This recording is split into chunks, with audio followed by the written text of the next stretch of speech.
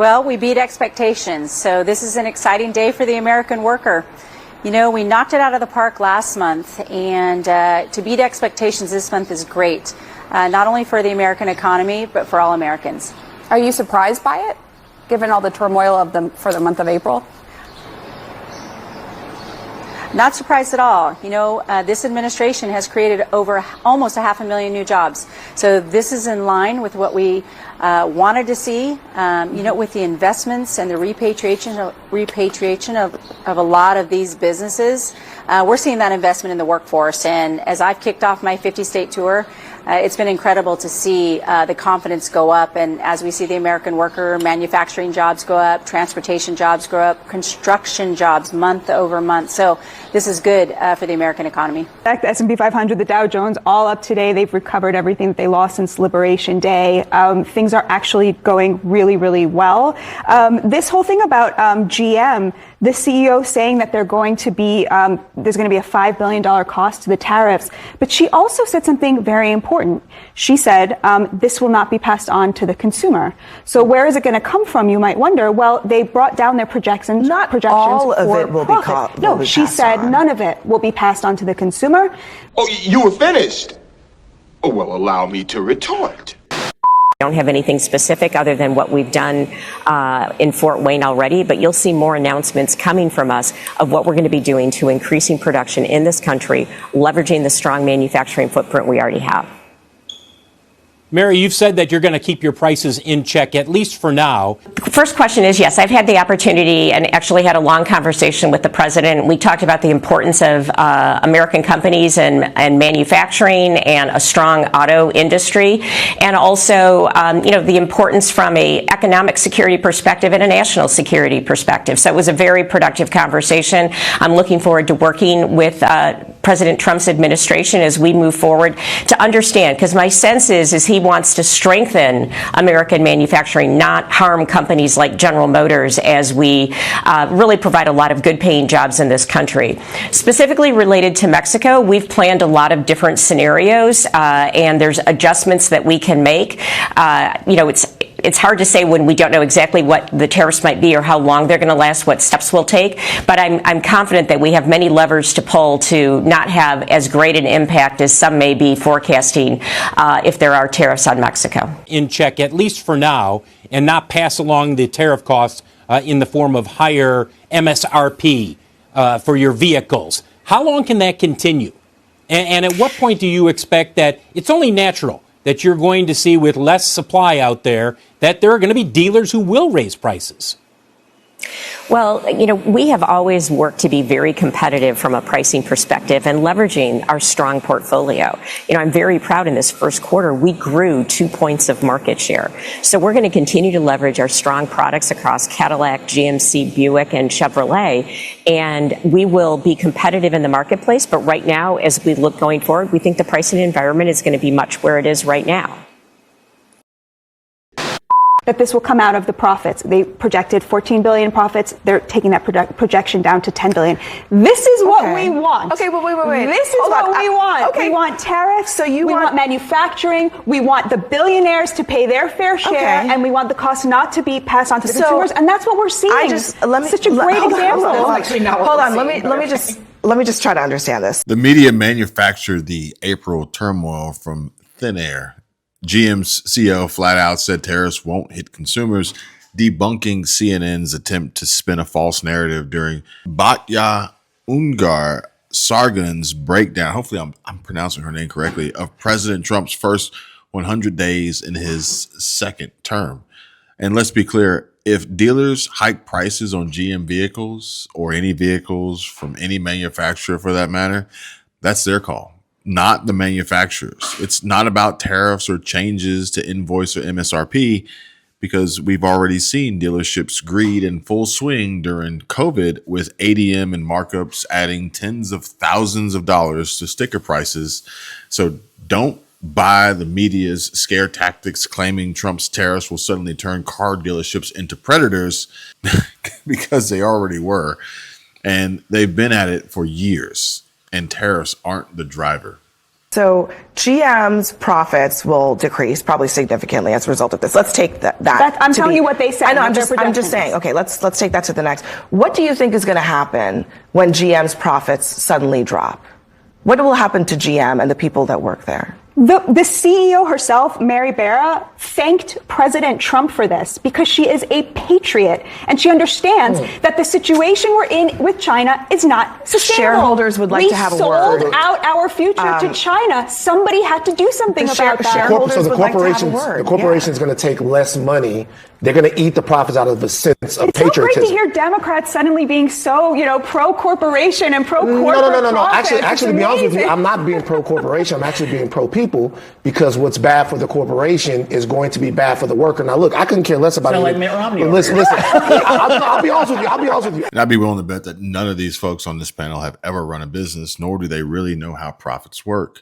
And earning record profits for multiple years, if not multiple decades, and then suddenly seeing a drop, it's not the end of the world, folks. Trust me.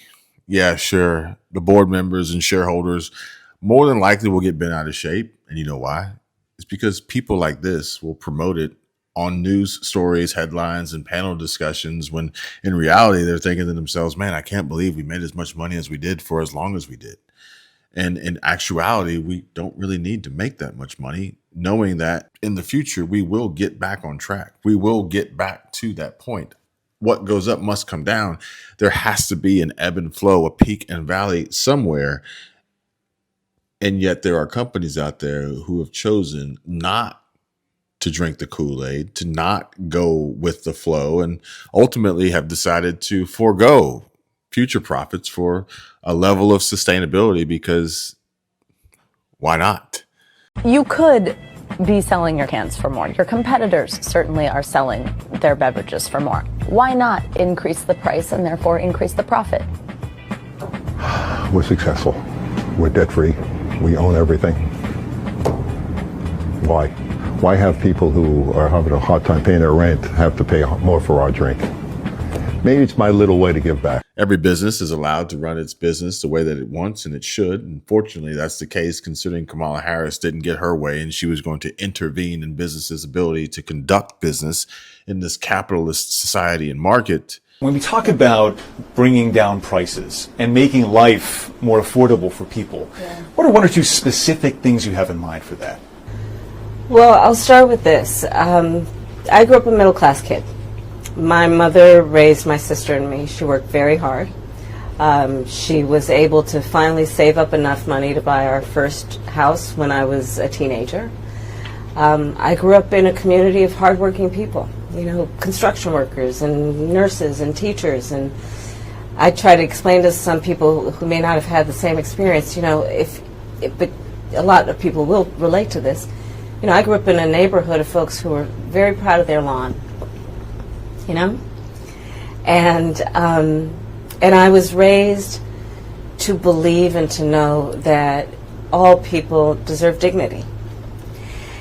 And that we as Americans have a beautiful character. We have ambitions and aspirations and dreams, but not everyone necessarily has access to the resources that can help them fuel those dreams and ambitions. So when I talk about building an opportunity economy, it is very much with the mind of investing in the ambitions and aspirations and the incredible work ethic of the American people and creating opportunity for people, for example, to start a small business. As Attorney General in California, I went after companies that illegally increased prices, including wholesalers that inflated the price of prescription medication, and companies that conspired with competitors to keep prices of electronics high. I won more than $1 billion for consumers.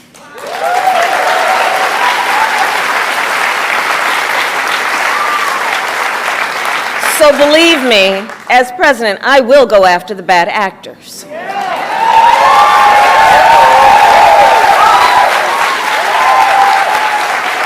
And I will work to pass the first ever federal ban on price gauging on food. My plan will include new penalties for opportunistic companies that exploit crises and break the rules, and we will support smaller food businesses that are trying to play by the rules and get ahead.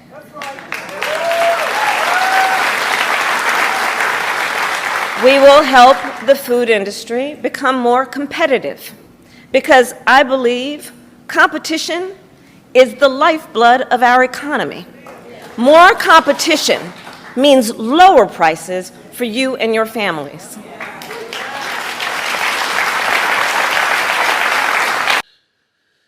But if a company wants to and chooses to not increase their profits, that's fine. That's fine. If a company chooses to subside profits for the greater good of the company, the country, the worker, the employee, the consumer, the economy, that's fine too. Eating profits, I mean, that's a mental construct because it's kind of hard to eat something that you haven't actually received. And therefore, their profits will still exist.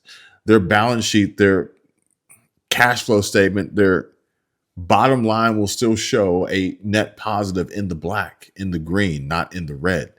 And so much like swings in a market, swings in the stock market prices and 401k portfolio valuations, it means nothing unless you sell and or buy.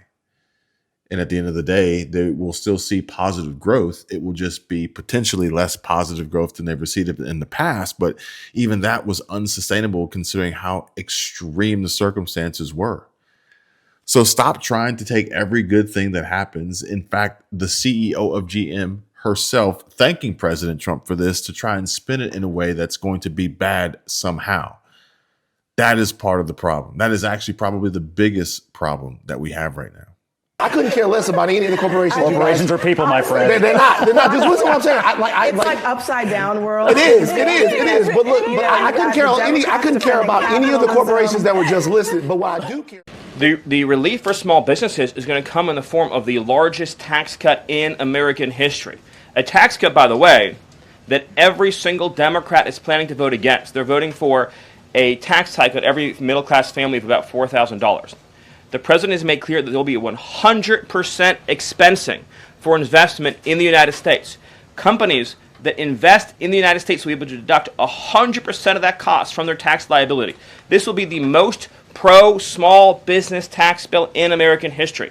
And at the same time, this is what you have to understand about the plan, is as they're able to do that, as they're able to reshore those supply chains, that also means they'll pay no tariff. So you'll have the lowest tax environment and there'll be no tariff because their production and supply chains will be in the United States. Numbers report were released moments ago, and it is really, really good. Stronger than expected. It now shows that we added 177,000 jobs in April, 40,000 more than was expected. The market's going to love this. The unemployment rate is holding at 4.2% for the second month in a row. Investors loving the news. The Dow soaring on these encouraging numbers. So that's pretty good. Let's see if anybody else runs that story.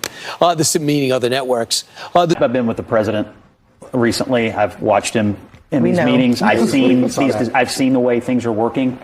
There is no chaos. But I can tell you this, unlike in the administration you work for, there's no doubt who's running the country, and it's Donald Trump. Let me just tell you on the chaos. You never want to have chaos in your national security team, and that's what's happening right now. You have chaos at the Pentagon. You have had Hegseth's own advisors say that. You have a National Security Council who is decimated because of Laura Loomer. You have various agencies where they have fired career professionals all throughout the national security apparatus. Bureaucrats. You know what I think is really interesting? We're in a heightened threat environment, Scott. Exactly. We are in a very, and we cannot have this type of chaos in our national security. Chaos. Well, there's a heightened threat environment. There's a lot of drama. Yeah, a lot of chaos. A lot of chaos typically as it seems to find its way to CNN's desk. More so importantly when Scott Jennings is around. Think about it. If Scott Jennings wasn't there, if there was no reasonable voice from the Republican, conservative, MAGA, patriotic American side, what would the CNN panels show, sound, and look like? No one would watch it. The only reason why they watch it is because of Scott Jennings, because of folks like Abby Phillip and the other panel guests and journalists and analysts and experts and strategists and you name it on there saying stupid ass shit that he calls them out on every single day. Now, I'm gonna tell you guys right now, I don't believe the hype. I believe the numbers, and the numbers don't lie.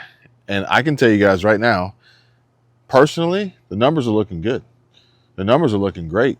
And I appreciate everything that President Trump is doing, everything that he campaigned on, promises made, promises kept, promises that I voted for that are ultimately producing. And I'm seeing tremendous growth each and every day. Far better than I would imagine we would see if Kamala Harris had won and the Democrats would be in the White House right now. And with the upcoming news and announcements being made that small businesses are about to see an extreme level of prosperity and winning thanks to President Trump, I'm all for it. If you don't think that what I do and how I run my business isn't considered a small business, then you got another thing coming. And the number, like, honestly, what is to come is going to be life-changing, game changer. This is what I share with you guys on every video. This is what I share with folks in the group on Patreon, members on the channel. This is what I share with clients that I consult with. This is what I share with friends and family, and just in consulting in general, basics, but understanding, identifying, and realizing how we are winning, what's coming down the pipe, and how we're going to best use this to increase our own personal net worth, build our businesses, hire more people, grow the economy, make America great again. And from the standpoint of Kamala Harris saying that if she had won, she would go after bad actors, well, I guess it's a good thing that she didn't, because had she won, which is an extreme long shot, longer than what the alleged assassination attempt shooter would have had to made in Butler, Pennsylvania. That's the only way she could have possibly pulled that off. Maybe, just maybe. I think J.D. Vance would have won if that would have happened. Thank God it didn't.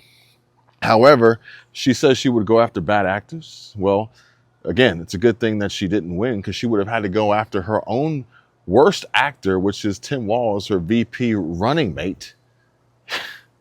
I don't know if there's a worse actor out there besides Tim Walz. What do you guys think? So believe me, as president, I will go after the bad actors. I knew I was on the ticket. I would argue because we did a lot of amazing progressive things in Minnesota that improved people's lives. But I also was on the ticket, quite honestly, you know, because I could code talk to white guys watching football fixing their truck.